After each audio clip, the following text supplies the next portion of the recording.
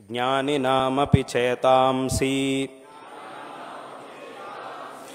ದೇವಿ ಭಗವತಿ ಹಿ ಸಾ ಬಲಾದಾಕೃಷ್ಯ ಮೋಹಾಯ ಮಹಾಮಾಯಾ ಪ್ರಯಚ್ಛತಿ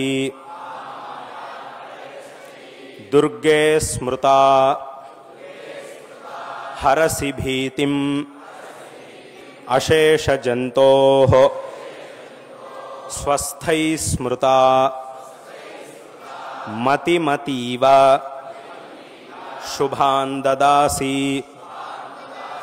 ದಾರಿದ್ರ್ಯ ದುಃಖ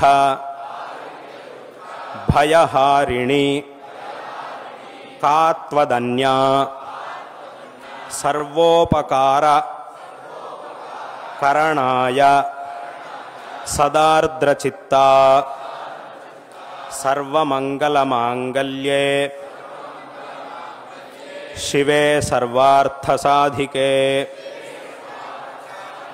ಶರಣ್ಯೇ ತ್ರ್ಯಂಬಕೆ ಗೌರಿ ನಾರಾಯಣಿ ನಮೋಸ್ತುತೆ ಶರಣಾಗತ ದೀನಾರ್ಥ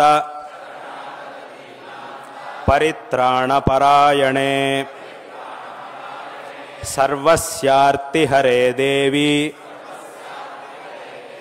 ನಾರಾಯಣಿ ನಮೋಸ್ತುತೆ ಸರ್ವಸ್ವರೂಪೇ ಸರ್ವೇಶೇ ಸರ್ವಶಕ್ತಿಸಮನ್ವಿತೆ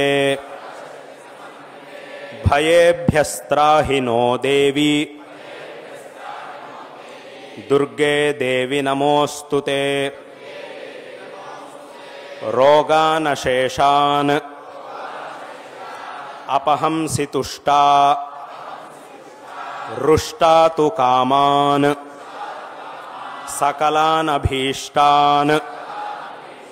ತ್ವಾಮಾಶ್ರಿತಾನಾಂ ನ ವಿಪನ್ನರಾಣಾಂ ತ್ವಾಮಾಶ್ರಿತಾ ಹಿ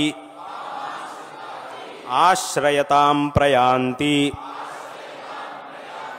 ಸರ್ವಾಬಾಧಾ ಪ್ರಶಮನಂ